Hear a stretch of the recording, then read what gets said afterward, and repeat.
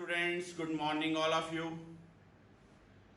आज लेके आया हूं मैं आपके लिए lecture number 4 of the topic gravitation.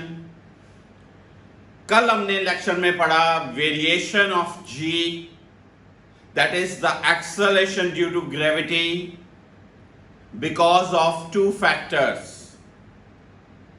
क्या पढ़ा हमने कल कि if this is a earth and we are moving from earth surface to a certain height, ठीक है। अब कल एक बच्चे ने तो हाइट कर दी ये क्वेश्चन पूछते वक्त कि sir as we move above the value of g becomes negative, it is -10, how it should be -11, -12, -13। ये पूछ रहा था। जी ऑब्जेक्ट को फ्रीली ऊपर फेंकें तो जी नेगेटिव होता है during cases of rectilinear motion. Questions of kinematics लगाते वक्त हमने ये माना कन्वेंशन ओरिजिन कोऑर्डिनेट्स के according upward g negative, downward g positive. But यहां पर हम इस प्लेनेट की एक्सेलरेशन ड्यू टू ग्रेविटी जज कर रहे हैं सरफेस पे। एक बच्चे ने पूछा सरफेस पे मैक्सिमम क्यों होती है। अगर हम सरफेस की बात करें तो सरफेस पे जी की वैल्यू है gm/r²। अगर हम हाइट पे जाते जाएंगे जी की वैल्यू होगी gm/r'²। What would be r'? r plus some factor. ये अर्थ का रेडियस है r। अगर आप इससे ऊपर हाइट h पे जा रहे हो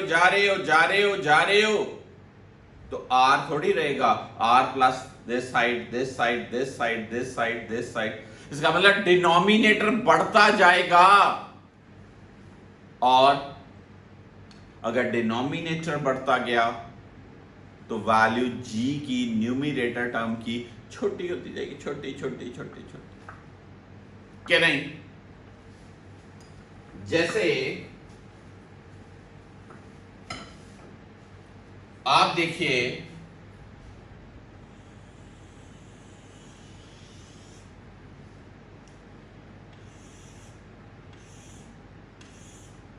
ये है अर्थ का सरफेस जिसका रेडियस है r। ओके,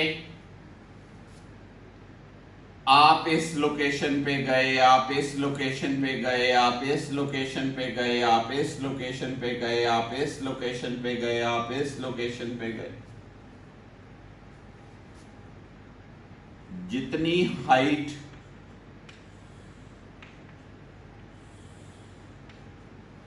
बढ़ती जाएगी, फोर्स का फॉर्मूला क्या होता है?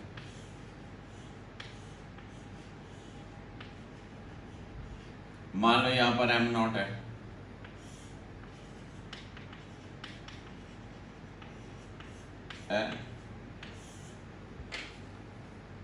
जितना ये डिस्टेंस बढ़ता जाएगा बढ़ता जाएगा बढ़ता जाएगा, उतनी ग्रेविटेशनल फोर्स कम होती जाएगी।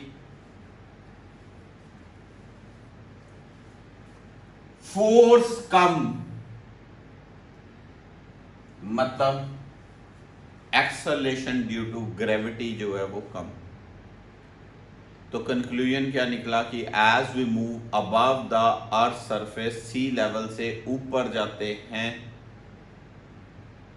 ओरिजिन से ऊपर जाते हैं, जी की वैल्यू डिक्रीज होती है। ऊपर में जाने के लिए मैंने बोला था, कल मैंने स्पेशल न्यूमेरिकल भी बता दिया कि माउंट एवरेस्ट पे टॉप पे कितनी जी की वैल्यू 9.77 ये आया था। सरफेस पे 9.8 और 9.77 आप देख लो कि कितनी कम। अब माउंट एवरेस्ट से और ऊपर माउंट एवरेस्ट तो एक छोटी सी चीज है, 8 किलोमीटर।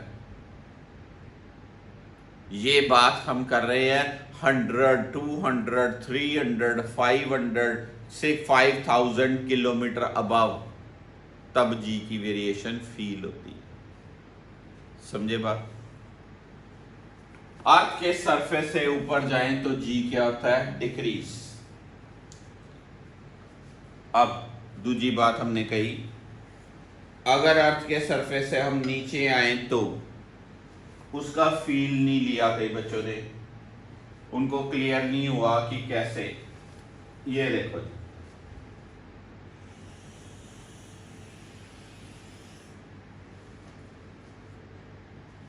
ये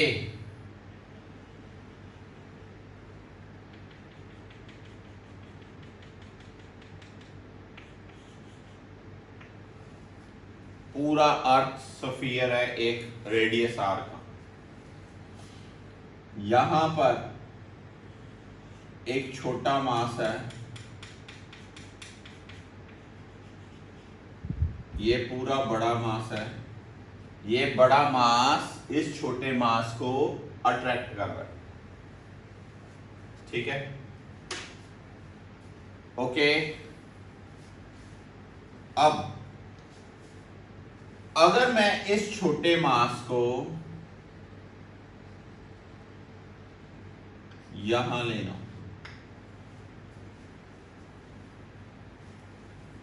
तो अब जो अंदर स्फीयर बनेगा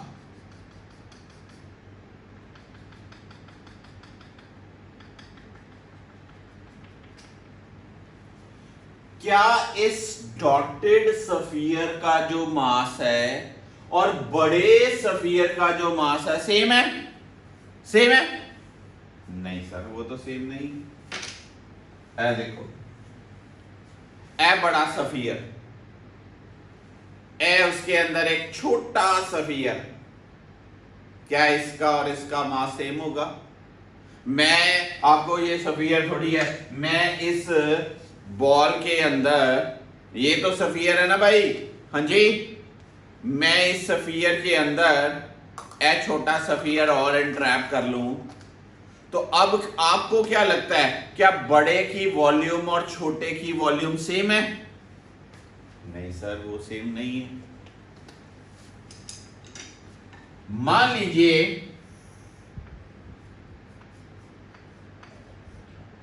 ये रेडियस है r डैश और पूरा रेडियस था r, कंप्लीट वॉल्यूम क्या?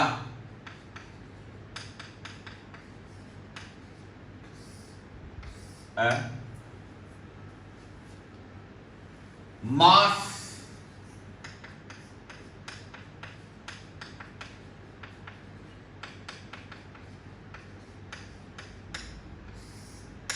हो गया। समझने वाली बात है ना। अब किसी ने कहा नहीं सर, समय लगा कि ये मास क्यों चेंज है, अब मैं नाम नहीं ले रहा हूं उस बच्चे का, फिर उसने कहा ना मैंने क्वेश्चन ही नहीं पूछा।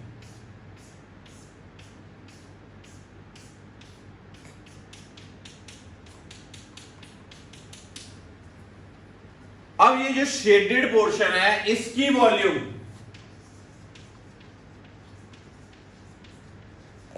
वो क्या होगी? एटम। इस शेडेड पोर्शन का मास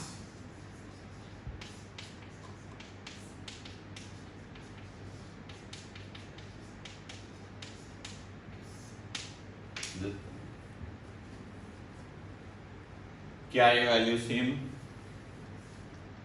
सेम है? नहीं सर, सेम नहीं। तो क्या मतलब निकला कि as we move down down, कहने का मतलब पहले पूरे बड़े स्फीयर ने इसको अट्रैक्ट करना था, अब छोटे सफियर ने इसको अट्रैक्ट करना है, इतने पोर्शन ने इसको अट्रैक्ट करना है, क्योंकि इसका मास बदल गया तो अट्रैक्शन भी तो बदलेगी ना। कौन सी चीज बड़ी, ये के बड़ी है, ये चीज बड़ी, क्योंकि आर बड़ा आर डैश छोटा। तो अगर ये मास छोटा हो गया तो इनडायरेक्टली ऐसे याद रख लीजिए, अगर मास छोटा हो गया तो फोर्स ऑफ अट्रैक्शन भी तो कम हो जाएगी। अगर वो कम हो गई तो क्या एक्सेलरेशन ड्यू टू ग्रेविटी भी तो कम हो जाएगी। This is the logic. Surface से ऊपर गए जी कम, सरफेस से नीचे आए जी कम।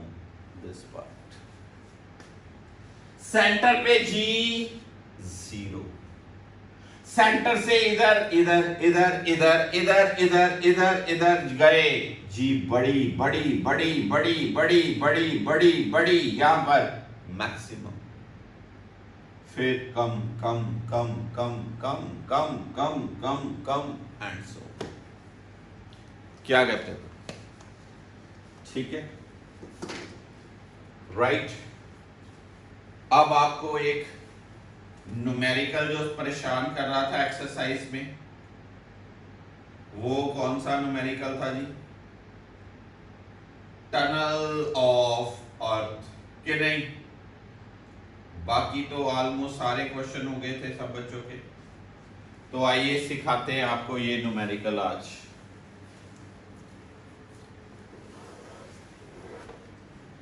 बढ़िया सा क्वेश्चन है, एक ही क्वेश्चन डिफरेंट बनाया था मैंने। चलो मैं करता हूं सॉल्व। स्टेटमेंट पढ़िए। हाँ जी Himanshi, read the statement. Guneet, फिर आपने कहना 14th क्वेश्चन नहीं हुआ sir. Imagine a tunnel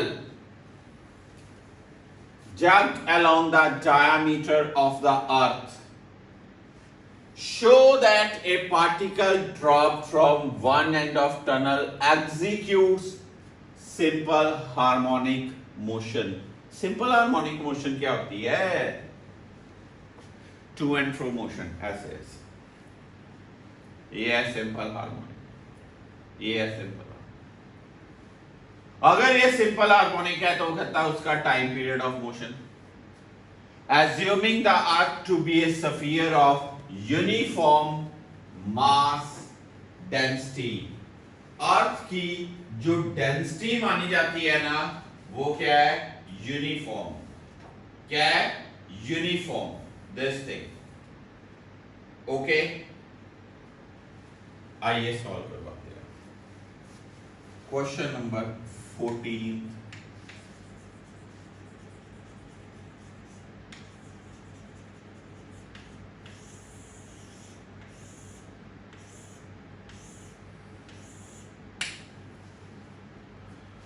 solve करा रहा हूं। मान लो कभी भी आपको टनल ऑफ अर्थ वर्ड आए, हाँ जी हरमान, क्या वर्ड आए? टनल ऑफ अर्थ, ठीक है। अनीशा, क्या वर्ड आए? Tunnel of earth. तो याद रखना उसका टाइम पीरियड फिक्स होता है 84.6 मिनट्स।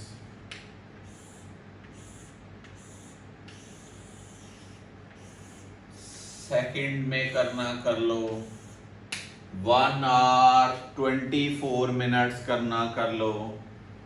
84.6 मिनट्स ये फिक्स है। अगर आपको क्वेश्चन आए टनल ऑफ अर्थ, मान लीजिए मैंने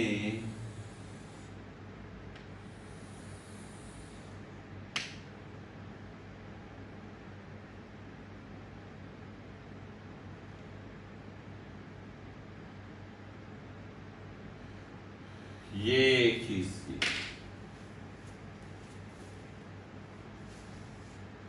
ठीक है जी। पक्का अर्थ के इस सरफेस से टनल डग कर दी। अब ये ना कहना कि टनल करो जी, ये तो एक इमेजिनरी कंटेंट है।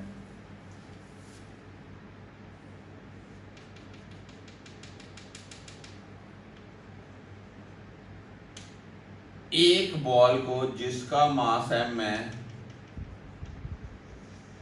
उसको यहां पर लेके आए डेप्थ d पे,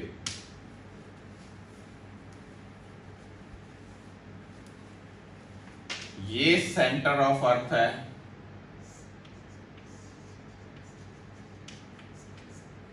O। तो ये क्या होगा,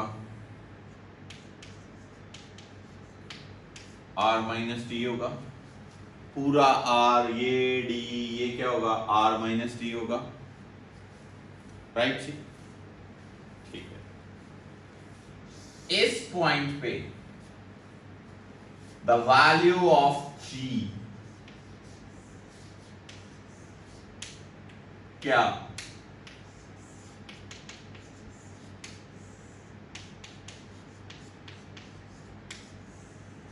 ये होगा, मतलब एक्सेलरेशन की वैल्यू होगी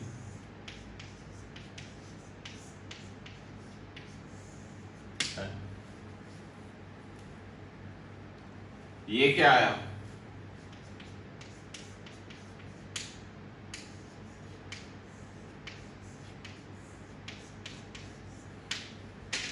suppose this is y, here y is displacement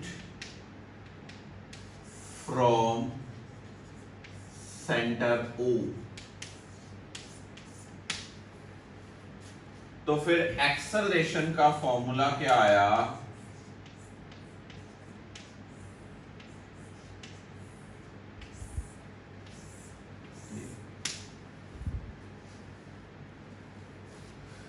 याद रखना, बेसिक कंडीशन ऑफ एसएचएम।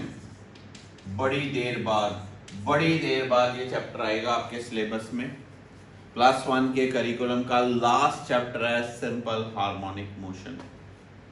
उसकी बेसिक कंडीशन होती है acceleration proportional to displacement.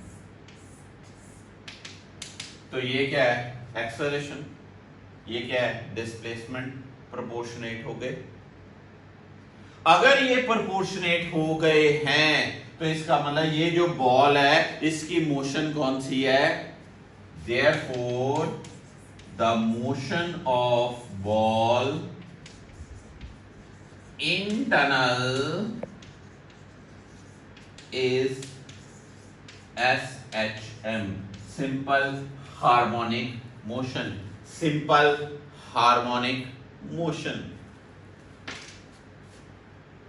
Okay, time period का फॉर्मूला होता है 2 pi displacement by acceleration, 2 pi displacement है y, एक्सेलरेशन है gy by r, y cut गया, क्या बना 2 pi root r by g। Time period का फॉर्मूला आया 2 pi root r by g। r की वैल्यू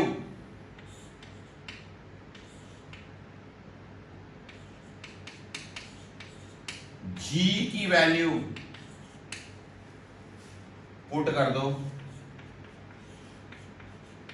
84.6 मिनट्स और 5059 सेकेंड्स।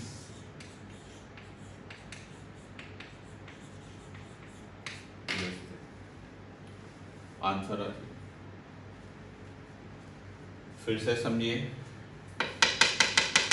एक बॉल को मैंने डिग किया, यहां ड्रॉप किया, ये बॉल अर्थ के सेंटर के अबाउट ऐसे ऐसे ऐसे ऐसे ऐसे ऐसे ऑसिलेट करेगा, मतलब इसकी मोशन SHM होगी। तो पहले तो आपको ये पूछा गया कि बताओ ये मोशन SHM है। हमने देखा जब वो किसी ऐसे पॉइंट पे है तो d डेप्थ पे यहां पर g की वैल्यू, एक्सेलरेशन की वैल्यू ये है। अगर ये सारा r है, ये d है, तो ये हो गया r minus D. Displacement from the centre, displacement from the centre कितनी आई, y। Displacement from the centre कितनी है, y। तो एक्सेलरेशन आया g/r।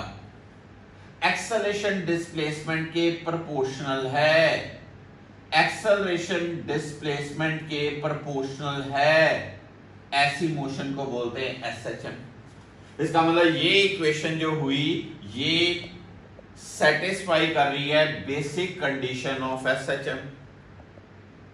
यहां तक पार्ट कि show that its motion is SHM हम लिख देंगे as acceleration is proportional to displacement, therefore its motion is SHM।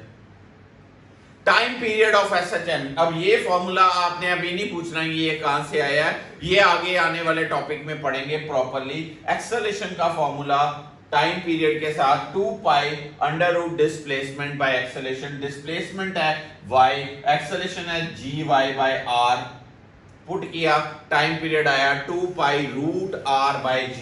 r earth की रेडियस की वैल्यू है, ठीक है। अगर आपको हमें जी सर ये तो दिया नहीं है, आपने तो डेंसिटी दिया है, तो कोई बात नहीं, लड़ने वाली कोई बात नहीं, आपको एक और एक्सप्रेशन दे देते हैं। 2 पाई g की वैल्यू याद करो, याद करो, ये करी थी हमने, ये पुट कर दो यहां पर 4/3 पाई g/r रो, r कट गया, अंदर ये ले जाओ सारा, ये बनेगा 4 pi square by 4 pi by 3g रो, 4 भी कट गया, क्या बना 3 पाई g रो, ये एक्सप्रेशन है। अर्थ का रेडियस पता होता है ना, जी पता होता ही ना आपको, नहीं ये मुझे नहीं पता, मुझे तो आपने न्यूमेरिकल में डेंसिटी दी और कैपिटल जी दिया है, डेंसिटी दी है कैपिटल जी दिया है, यार ये पुट कर लो 3 पाई बाय 0, 3 पाई बाय 0, ये भी टाइम पीरियड यही आएगा 84.6 मिनट्स और दिस मच ऑफ सेकेंड। समझे, ये बड़ा ही अच्छा क्वेश्चन होता है। क्वेश्चन समझा नहीं समझा, आंसर आना चाहिए। Tunnel of earth, tunnel of earth, time period अब कभी नहीं भूलना, till last day of syllabus 84.6 minutes. किसी बॉल को अर्थ के अंदर ड्रॉप करो और वो अर्थ की पूरी टनल वो बाहर नहीं निकलेगा, वो अर्थ के सेंटर के अबाउट ऐसे ऐसे ऐसे ऐसे ऐसे ऐसे ऐसे ऑसिलेट करेगा। वो पूछ रही है लड़की कि सर ऑसिलेट ही क्यों करेगा, ये आपको कैसे, यार ये लॉजिक देखो, जब ये चीज है ये सेंटर की तरफ जाएगा, जब ये यहां से नीचे जाएगा फिर सेंटर की तरफ एक्सेलरेशन होता है। एक्सेलरेशन ड्यू टू ग्रेविटी हमेशा किधर होता है, सेंटर की तरफ। ये चीज ऐसे आई सेंटर की तरफ, अब आगे चले गई, उसने फिर अपनी तरफ खींचना है, फिर ऊपर जाएगी, फिर नीचे अपनी तरफ खींचना है, फिर नीचे जाएगी। तो मोशन कौन सी हुई, फील लो। सब टॉपिक की फील फैक्टर आना चाहिए ना कि यार ये कैसे क्यों है, तब जाके क्लियरिटी होनी है, रट्टे लगाने से नहीं फिजिक्स आती। और एक बच्चा ये कह रहा है सर बड़ी लंबी कैलकुलेशंस हैं इसमें, मेरे से न्यूमेरिकल नहीं हो रहे। यार ये बड़ी चीजों की बात है, एस्ट्रोनॉमिकल ऑब्जेक्ट्स है, अर्थ, मार्स, सन, मून, ग्रेविटेशन चैप्टर है, कैलकुलेटिव पार्ट तो लंबा होना है। मेरे पास इसका तो हल नहीं ना, न्यूटन से पूछना पड़ेगा, बड़े लोगों से पूछना पड़ेगा ये ऐसे चीज़ों के कंटेंट क्यों बनाए, इतने बड़े बड़े डाटा कहाँ से आए। उसके लिए मेरे पास सोल्यूशन नहीं है, ठीक है, कि मैं डाटे छोटे कर दूं, अर्थ को छोटा कर दूं, सन को छोटा कर दूं, नो सोल्यूशन। ये पता चला अब आपको। अब कल मैंने एक और पॉइंट दिया था, पर मैं वो चीज एक्सप्लेनेशन करने वाला हूं। एक्चुअली मैंने आज करनी थी वो एक्सप्लेनेशन कि वेरिएशन ऑफ जी आपने पढ़ लिया due to height, variation of g आपने पढ़ लिया ड्यू टू डेप्थ, ठीक है। तो कहते कल सर आपने एक और चीज दे दी। क्या दी? आइए वो बताऊं। Variation of g due to shape. मुश्किल नहीं था यार, समझ सकते थे आप। अब अर्थ कौन सी शेप अर्थ की? कहते ये तो स्फेरिकल ग्लोब है सर। ये अर्थ एक स्फेरिकल शेप का है, ठीक है। अर्थ क्या है? एक स्फेरिकल शेप की है, ऐसे स्फेरिकल शेप। डन। अब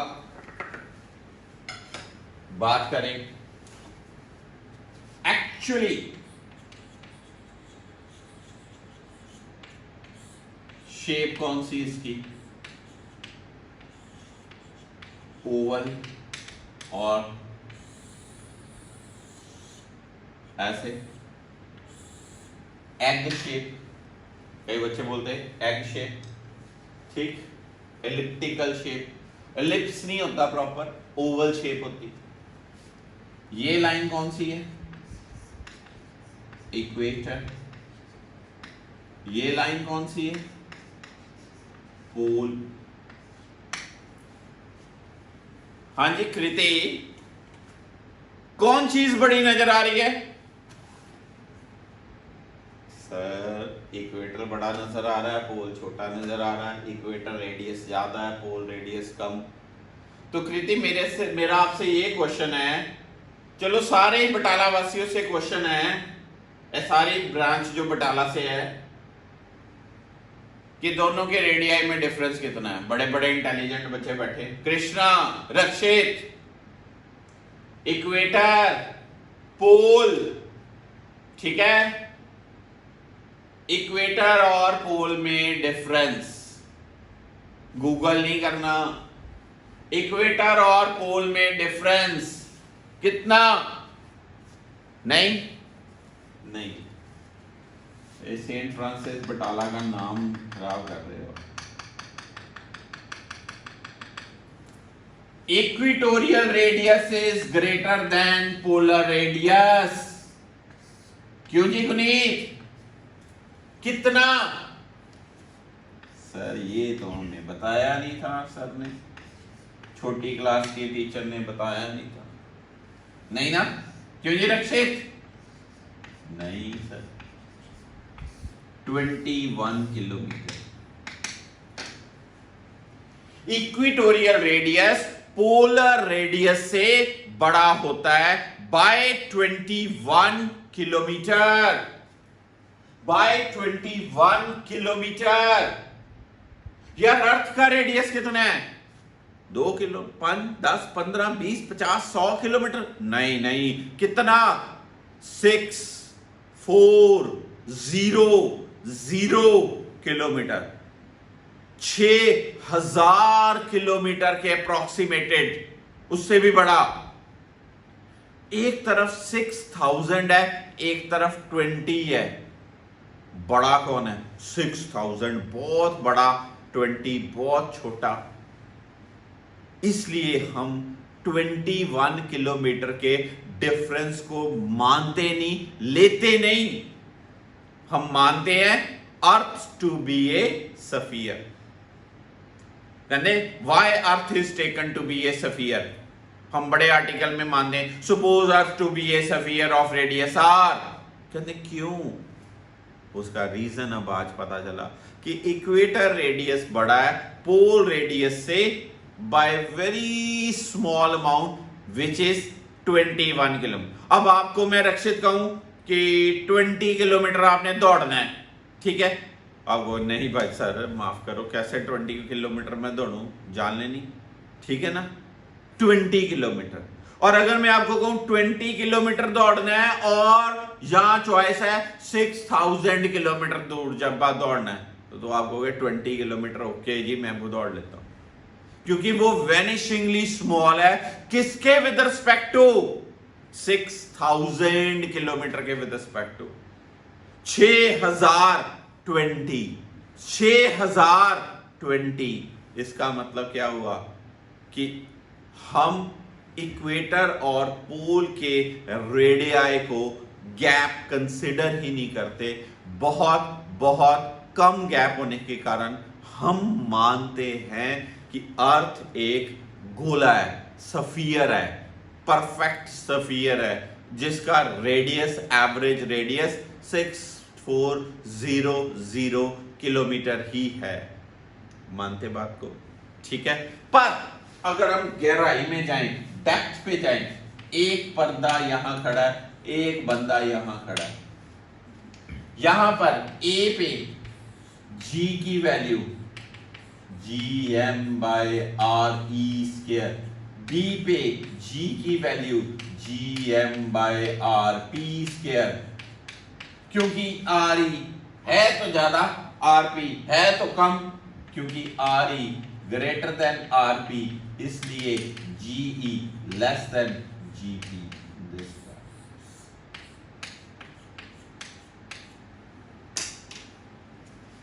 पोलर पे G, पोल्स पे G ज्यादा एज कंपेरेबल टू इक्वेटर, ठीक है। एनसीईआरटी ने बड़ा अच्छा क्वेश्चन दिया हुआ है कि आपने 1 kg शुगर परचेज करनी है, आप इक्वेटर पे ज़्यादा प्रॉफिटेबल के पोल पे ज़्यादा प्रॉफिटेबल? सोचना, बड़ा अच्छा क्वेश्चन है, टेक्स्ट बुक में है, ठीक है। मैंने हिंट दे दिया सारा। किस पे जी ज़्यादा? पोल पे जी ज़्यादा, किसके विद रिस्पेक्ट टू? इक्वेटर के विद रिस्पेक्ट टू। आया फील? पक्का? As we move from this and to this and in जी बढ़ेगा बढ़ेगा, यहां पर जी आएगा मैक्सिमम, कम कम कम कम कम कम, ऑल्दो वेरिएशन बहुत स्मॉल। अगर आपसे कोई पूछे जीपी माइनस जीई तो आप वो वेनिशिंगली स्मॉल, वेनिशिंगली स्मॉल, 0.018 मीटर पर सेकेंड स्क्वायर का डिफरेंस होता है। वो कहते 0.0, तो हमने जीरो को क्या लेना? 0.018 मीटर पर second square is the difference between gp and ge. समझे बात को? पता चला variation of g with shape of earth. Note करिए, फिर आगे करा रहा हूं। आइए अब आगे करते हैं। नेक्स्ट पॉइंट हमारा variation of g due to rotation of earth about its axis. Earth अपने एक्सिस के अबाउट रोटेट कर रही है, और सन के अबाउट भी रोटेट कर रही है, ठीक है। क्या टाइम है अर्थ का अपने एक्सिस के अबाउट खुशी? 24 आवर्स। हाँ जी, अंतरा सन के अबाउट क्या है? यस, 1 ईयर, 365 डेज, ठीक है। अर्थ रोटेटिंग अबाउट इट्स एक्सिस, जब अर्थ अपने एक्सिस के अबाउट रोटेट करती है ना, तो उसका लैटिट्यूड चेंज होता है, हर पॉइंट का लैटिट्यूड चेंज होता है। अब सर लैटिट्यूड क्या चीज है? It is not altitude, I am talking about latitude. वो ज्योग्राफी का दिमाग में आता है, लॉन्गिट्यूडिनल लाइंस, लैटिट्यूड, सारा एट ए प्लेस, याद है, ठीक है। वो मैंने डिस्कस करना है। क्या मेरा टॉपिक रहेगा वेरिएशन ऑफ जी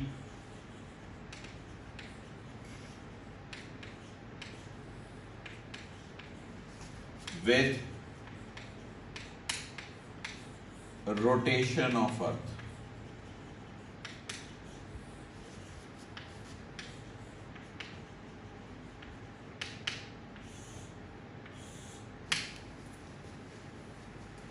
और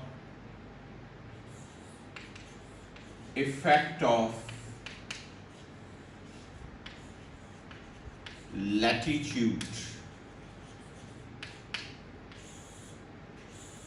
at a place.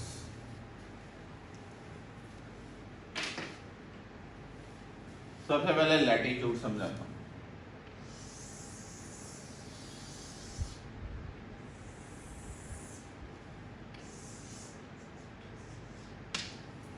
अर्थ अपने एक्सिस के अबाउट घूम रही है। इक्वेटर है, पोल है।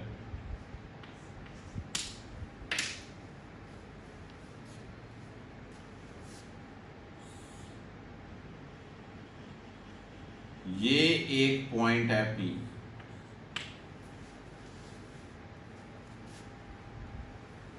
इस पॉइंट से अर्थ के सेंटर को लाइन ज्वाइन करती है।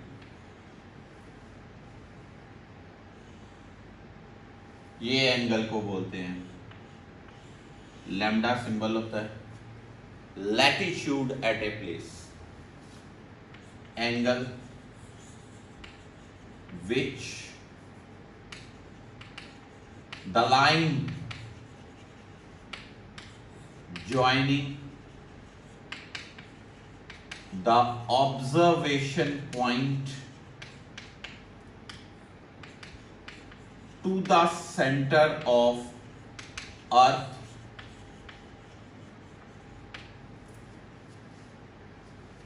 makes with equatorial line.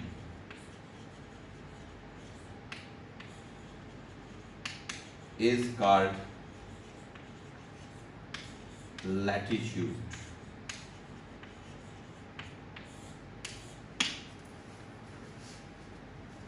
For equator,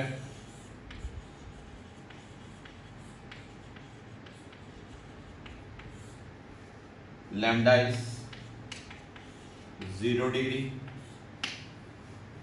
For pole, lambda is 90 degree. अब जब अर्थ रोटेट करी है, ये पॉइंट यहां से यहां, यहां, यहां, यहां, यहां, यहां, यहां, यहां, यहां, यहां, यहां, यहां, जैसे जैसे जाएगा लैटिट्यूड चेंज होता जाएगा। तो लैटिट्यूड चेंज होने से हमने देखना है कि क्या जी पे इफेक्ट होता है। न्यूमेरिकल आता है लैटिट्यूड 60 डिग्री पे जी की वैल्यू, 30 डिग्री पे जी की वैल्यू, 45 डिग्री पे जी की वैल्यू। बहुत ही मजेदार चीज है करने वाली। तो सबसे important article, most important article derivation wise ये वाला, सबसे ज्यादा बढ़िया आर्टिकल डेरिवेशन वाइज ये है। ठीक है, आइए इस आर्टिकल की डायग्राम बनाते हैं अच्छे से।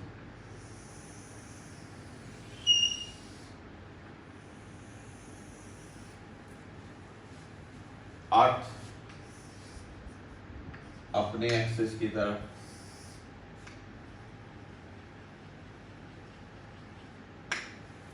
दिस थिंग,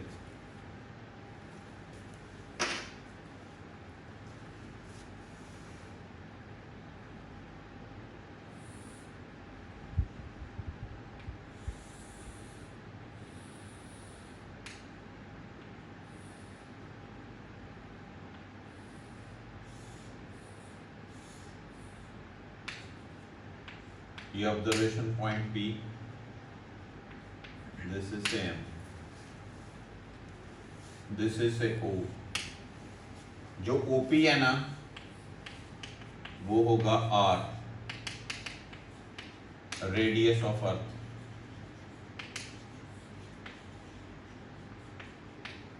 जो PM है ना वो होगा small r, radius of orbit of any particle at point M। मान लो at point P, मान लो मैंने यहां पर मास रखा स्मॉल m, वो किस ऑर्बिट में घूम रहा है, स्मॉल r।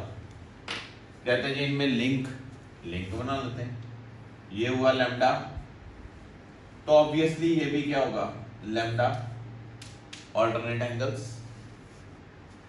अब इस ट्रायंगल में, in triangle OPM cos lambda, तो फिर स्मॉल r की वैल्यू दिस, जब ये पॉइंट इक्वेटर पे होगा स्मॉल r की वैल्यू कैपिटल R, जब ये पॉइंट पोल पे होगा स्मॉल r की वैल्यू 0, क्योंकि लैम्डा 90 होता। ठीक है, अब जैसे जैसे ये पार्टिकल रोटेट कर रहा है इसके ऊपर एक फोर्स लगेगी बाहर को, सेंट्रीफ्यूगल फोर्स। कौन सी? चीज घूम रही है और उसके ऊपर बाहर की तरफ एक फोर्स लगेगी, कौन सी? Centrifugal force. क्या फॉर्मूला? mr ओमेगा से। इस पार्टिकल का वेट किधर एक्ट कर रहा है? mg centimetre. ये एंगल कितना होगा? 180 माइनस लैम्डा। ये पूरा एंगल है स्ट्रेट लाइन का 180, बीच में से ये लैम्डा खत्म हो गया तो ये कितना? 180 माइनस लैम्डा। क्या नहीं? mg इधर, mr ओमेगा स्क्वायर इधर, दोनों में एंगल, ये रिजल्टेंट निकाल लेंगे। ये इसकी डायग्राम। अब इसकी रिजल्टेंट किधर बनेगी?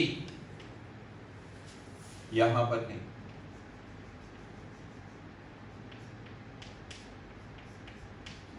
मान लो mg डैश नेट फोर्स, तो ये हमने डिराइव करना है mg डैश का एक्सप्रेशन और इनडायरेक्टली g डैश का expression in terms of g। बहुत ही बढ़िया कंटेंट है। आर्टिकल, ये अर्थ है जिसका रेडियस है r, रोटेट कर रही है with angular velocity omega, p point पे कोई मास रखा m, p पॉइंट पे कोई मास रखा m, उसका ऑर्बिट का रेडियस है स्मॉल r। स्मॉल r और कैपिटल R में लिंक ये है, इस पॉइंट का वेट इधर एक्ट करेगा, सेंट्रीफ्यूगल फोर्स रोटेशन कारण इधर लगेगी, इन दोनों में एंगल 180 माइनस लैम्डा होगा, mg mr omega square 180 minus lambda, this is mg dash. करें शुरू। हम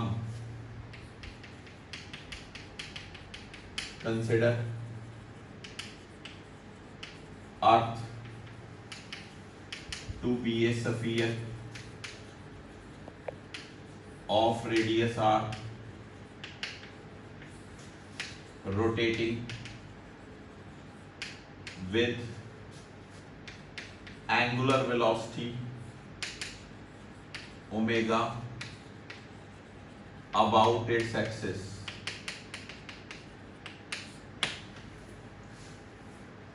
Choose a point mass m at point P having latitude lambda.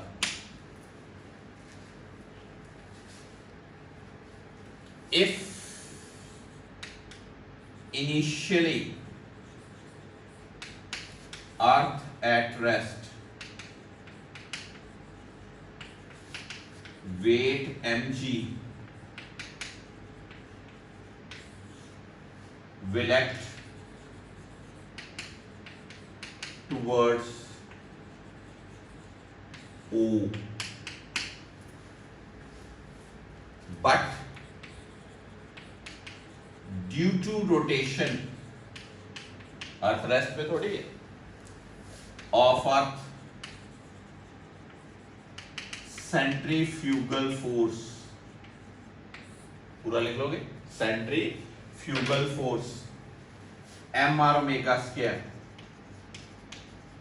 will act outward, therefore effective weight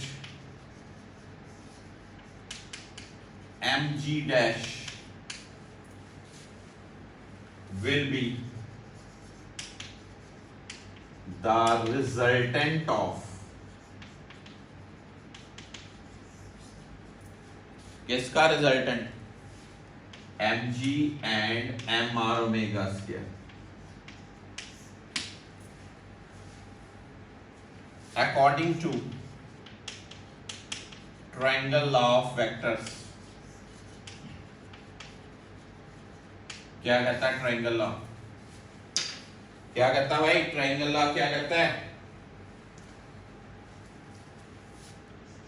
resultant equal to under root of first force का square plus second force का square plus 2 first force second force cos of angle between them. ठीक है, पता चला? पक्का जी. अब mg dash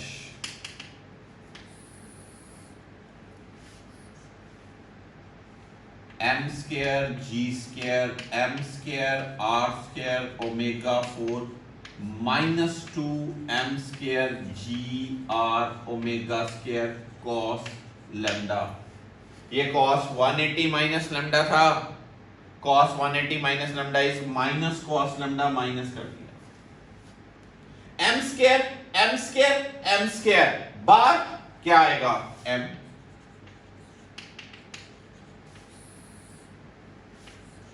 g square r square omega 4 minus 2g r omega square को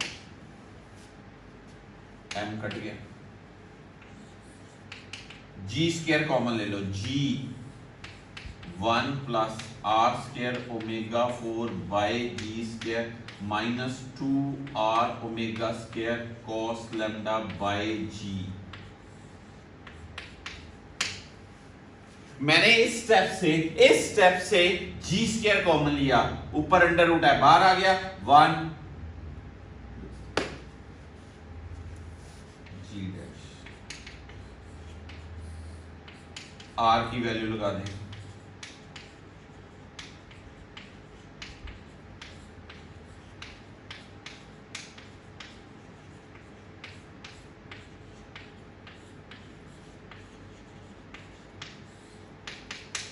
स्मॉल आर निकाला हुआ है ना, आर कॉस लैम्डा लगा दिया.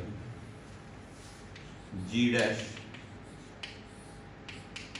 Are square omega 4 by g square cos square lambda minus 2 r omega square by g cos square lambda.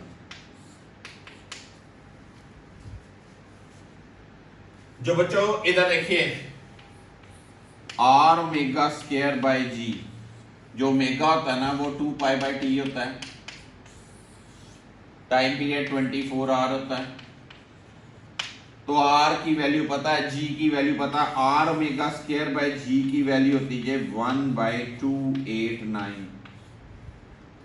तो are omega square by जी इसका whole square है. यानी कि ये टर्म आप देखो वेरी वेरी स्मॉल होगी यार. 1/300 और 1/300 का स्क्वायर बहुत छोटा हो गया. तो मैं जो स्मॉल है उसको निगलेक्ट करूंगा कि नहीं करूंगा? पक्का. तो फिर ये देखिए, ये टर्म होगी निगलेक्ट. रीजन पता चल गया निगलेक्ट क्यों है? पक्का लिखना है फेयर में. R omega square by g is 1/289. R square omega 4 by g square will be 1/289 का square which is very very very very very small, hence neglected. अगर ये निगलेक्ट होगी तो जी डैश की वैल्यू आई g 1 minus 2 r omega square by g cos square lambda power 1/2. G dash की value g 2r omega square by g cos square lambda. ये क्या लगाया, बाइनोमियल थ्योरम पावर इधर मल्टीप्लाई, क्या बना, g डैश की value g minus r 1 minus r omega square by g cos square lambda, और g dash equal to g minus r omega square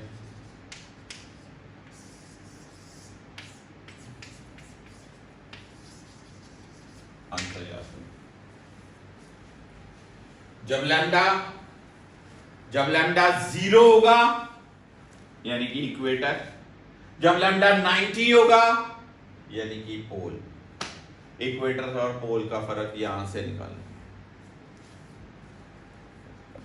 समय लगे स्टेप्स। बहुत ही बढ़िया आर्टिकल है, बहुत ही इंपॉर्टेंट आर्टिकल है, स्कूल वाइज सबसे इंपॉर्टेंट आर्टिकल ये है। आप देखो कितना फैक्टर है, कितने पैरामीटर्स हैं, बड़ी अच्छी डायग्राम है, ये बनानी बहुत जरूरी। प्रैक्टिस चाहिए फिर होगा ये। तो हमने देखा जो जी है ना वो 4 फैक्टर से वेरी करता है, with height, with depth, with shape of earth, with rotation of अर्थ। सबसे इंपॉर्टेंट कौन सी चीज है comparative wise, rotation of earth, numerical wise rotation of अर्थ। ठीक है, अच्छे से तैयार करना। 2 4 5 क्वेश्चन इस टॉपिक के भेजूंगा आपसे आज। ओके, तो आपको एक बच्चे ने कहा सर बड़ी बड़ी कैलकुलेशन कैसे करनी, आपको जर्नल एक वीडियो दिखाता हूं कि हम कहां पर हैं और यूनिवर्स कैसे है।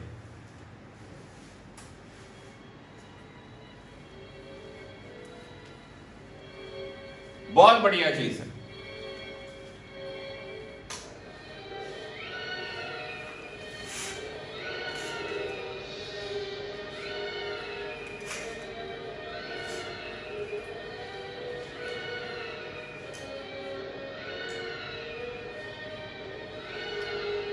ये हमारी अर्थ,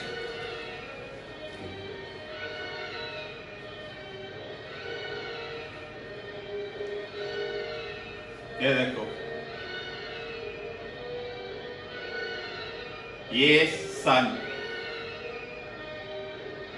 उससे भी बड़ी चीज यूनिवर्स में, उससे भी बड़ी चीज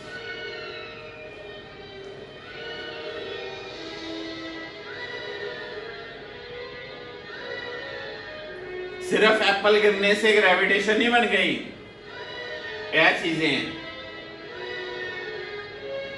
समझे?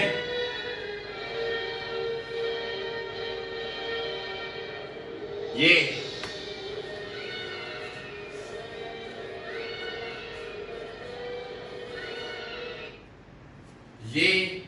अब तक का सबसे बड़ा स्टार ऑब्जर्वेबल है in this our universe, red hyper giant. याद रखना नाम, वैसे सबके नाम तो याद नहीं रखे जा सकते।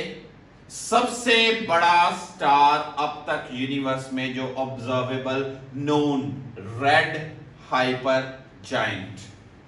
ठीक है, इसके अराउंड एक चक्कर लगाते हैं गुनीत, क्या ख्याल?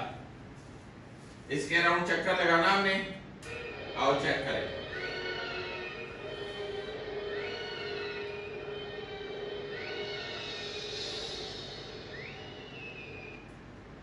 रेड हाइपर जायंट के अकॉर्डिंग ये डॉट देख रहे हो, ये टुच्चू सा डॉट, छोटू सा डॉट, बहुत डॉट, ये अर्थ है। यानी कि अर्थ क्या है? एक point object, very diminished object with respect to क्या? Red hyper giant. आपने सोचा कि आपने इसके अराउंड एक चक्कर लगाना है एरोप्लेन में बैठ के या स्पेस शटल में बैठ के। ठीक है जी, एरोप्लेन की एवरेज वेलोसिटी अप्रोक्सीमेटली कितनी? हाँ जी रक्षित, कितनी? 900 to 800 किलोमीटर पर आवर इतनी होती है। अगर आपको उस एरोप्लेन में बिठाया जाए, यहां पर एरोप्लेन है और आपने रेड हाइपरजाइंट के अबाउट एक राउंड लगाना है, एक राउंड कितना टाइम लगेगा चेक करते हैं।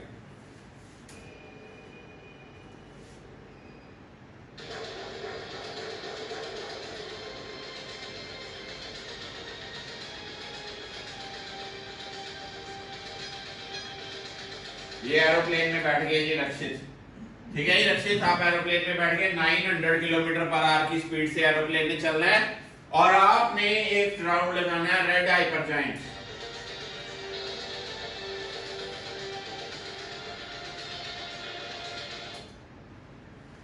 तो आपको 1100 ईयर्स लगेंगे। ओहो, कितना टाइम? 1100 ईयर्स।